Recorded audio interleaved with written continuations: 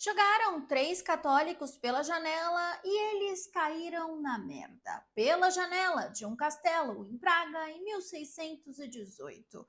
É isso. Esse é o começo de uma das guerras mais devastadoras da história da Europa. Os caras foram arremessados do terceiro andar, sobreviveram, levantaram e, em vez de todo mundo focar no fato de que tinham acabado de tentar matar três autoridades imperiais, a discussão virou outra coisa. Os católicos disseram que anjos tinham salvado os homens, milagre, intervenção divina.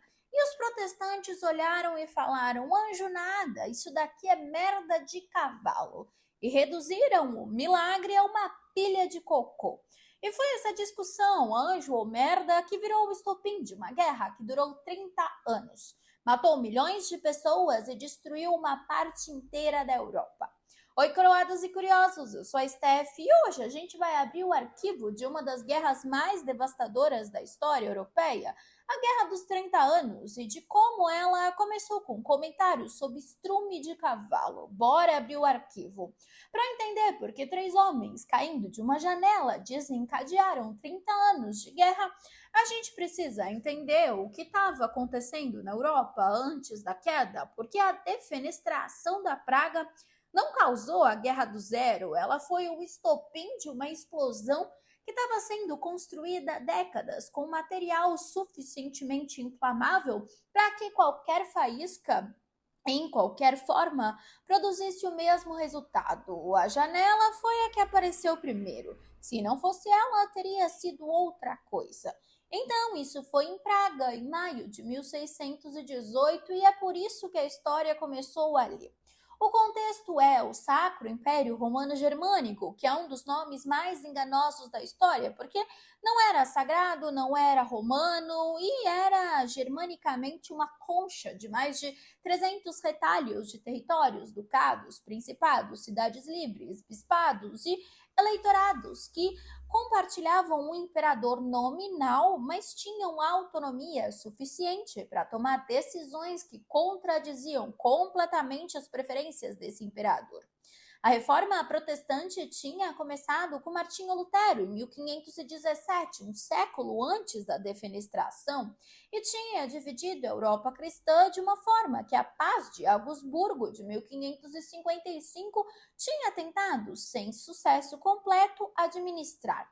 A Paz de Augsburgo estabeleceu um princípio que em latim soava elegante, mas na prática era uma bomba com um timer.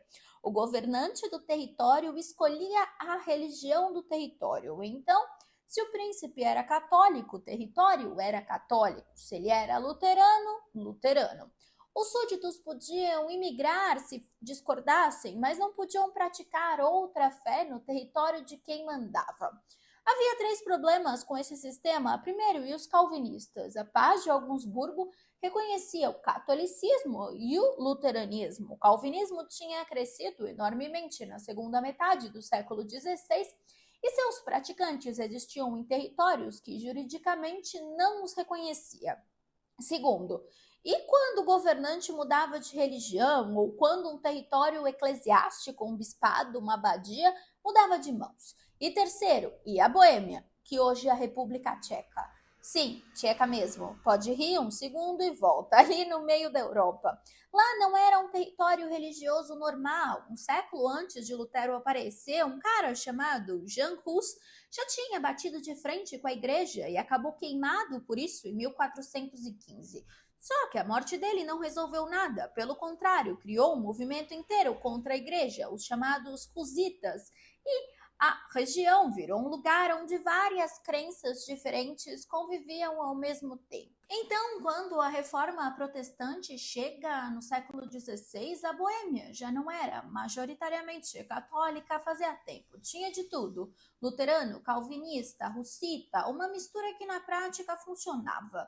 O problema é que a Boêmia não era independente. Ela estava nas mãos dos Habsburgo, a família imperial super católica, que olhava para essa bagunça religiosa e viu uma coisa só: algo que precisava ser corrigido. Aí tudo piorou quando o imperador Rodolfo II emitiu a Carta da Majestade de 1609, garantindo a liberdade religiosa à nobreza protestante da Boêmia. Só que isso não foi um gesto bonzinho, foi concessão forçada, porque ele já estava politicamente fraco e sendo pressionado. Enfim, depois disso, a situação chegou no fundo do poço de vez, porque o próprio Rodolfo perdeu poder ainda em vida e foi forçado a ceder o controle dos territórios ao irmão Matias, que assumiu a Boêmia em 1611, enquanto Rodolfo ainda estava vivo. E aí entra o verdadeiro problema, quando Matias começou a deixar claro que o sucessor seria o Fernando II, um católico fanático com histórico comprovado de esmagar protestantes. Os nobres boêmios entenderam na hora o que estava vindo, porque o Fernando não era uma incógnita.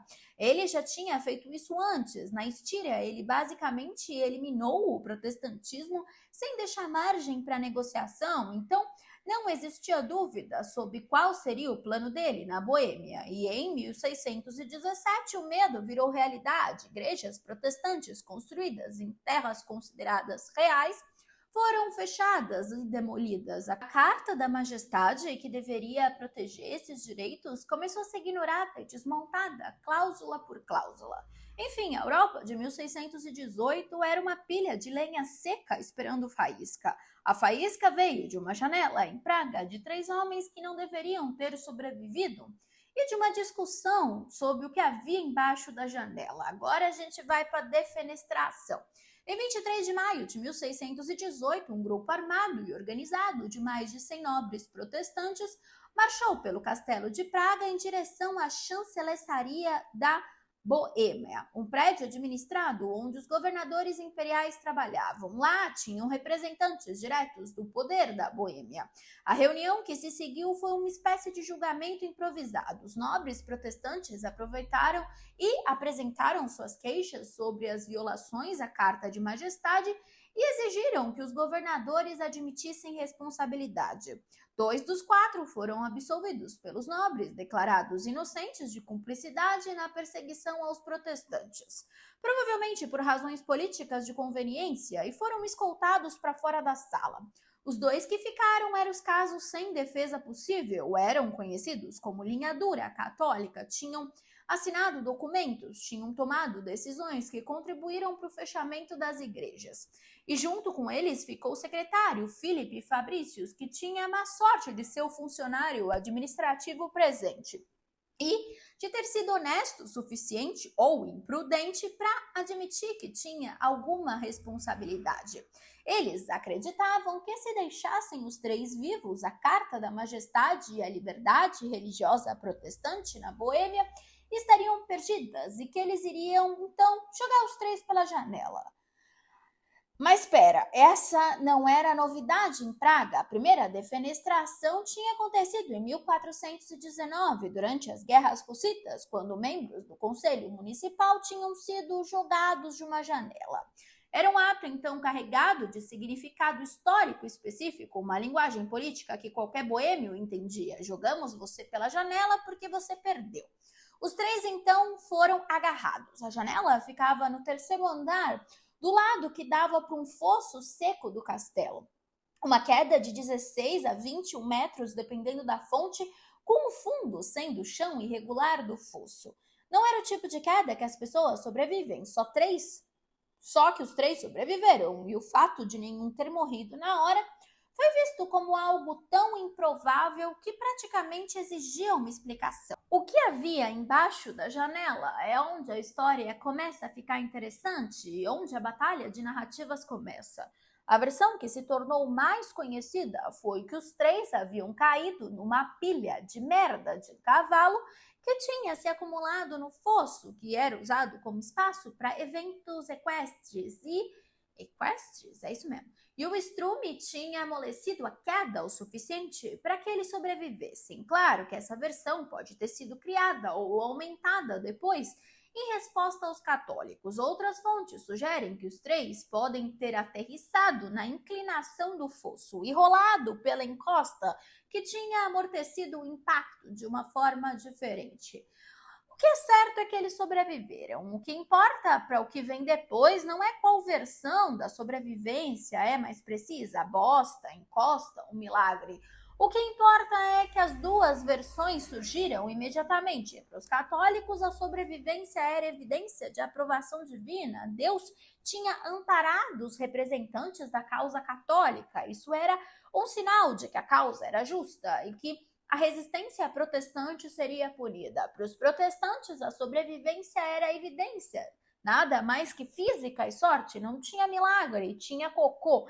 E reduzir o evento a isso era reduzir a narrativa católica ridícula. Enfim, anjos ou merda, e essa escolha, esse comentário de panfleto, virou a declaração de guerra mais cara da história europeia. O panfleto católico que circulou com mais rapidez e mais impacto retratava os dois agentes católicos caindo e sendo amparados pela Virgem Maria e tomando refúgio em um mosteiro próximo. A sobrevivência era apresentada como milagre direto, como intervenção sobrenatural em favor da causa católica. O texto que acompanhava a imagem transformava o evento em lenda. Graças à intercessão da Virgem, os representantes imperiais tinham sido salvos. A mensagem política era explícita: Deus está conosco. A revolta protestante está condenada. A resistência à causa católica é resistência à vontade de Deus. A resposta protestante, então, foi o comentário sobre o estrume. Vocês dizem que anjos ampararam a queda? Eram anjos de estrume. Seus heróis divinos sobreviveram porque caíram na merda. Esse é o milagre de vocês. Enfim, é ridículo, mas esse é o coração da Guerra dos 30 anos e é o que torna a história da merda mais do que uma piada engraçada sobre o início de uma guerra.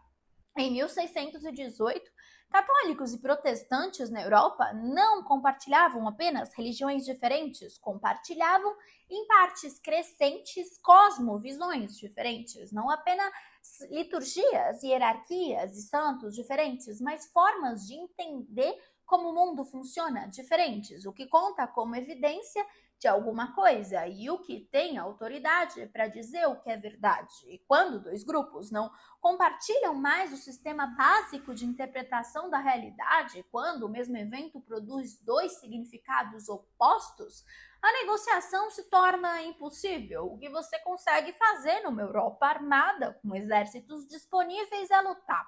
Então, a defenestração foi seguida imediatamente pela mobilização dos protestantes boêmios, a expulsão dos jesuítas, a formação de um governo provisório, a tentativa de construir uma coalizão protestante mais ampla dentro e fora do Sacro Império Romano. O arquiduque Fernando, que ainda não era imperador formalmente, título que assumiu em 1619, respondeu organizando a resistência católica e buscando o apoio de seus primos Habsburgo na Espanha. O que tinha começado com uma disputa local sobre igrejas fechadas numa região específica da Boêmia estava se tornando com velocidade um conflito que tinha a estrutura de uma guerra de religião continental. Aí os estados boêmios fizeram algo que escalou o conflito de forma irreversível. Depuseram Fernando como rei da Boêmia e elegeram um eleitor paladino, Frederico V, um calvinista jovem, entusiasta e sem base política e militar necessária para sustentar o cargo. Em novembro de 1620, as forças imperiais e da Liga Católica derrotaram o exército boêmio na Batalha da Montanha Branca, nos arredores de Praga. O Frederico fugiu para o exílio nos Países Baixos. O Fernando reconquistou a Boêmia, confiscou as propriedades de todos os nobres protestantes que tinham participado da revolta e declarou a Boêmia propriedade hereditária dos Habsburgo, restabelecendo o catolicismo como única religião oficial do território. A Carta da Majestade, que tinha garantido liberdade religiosa à Boêmia, foi destruída fisicamente. O Fernando rasgou o documento com as próprias mãos, segundo os relatos da época.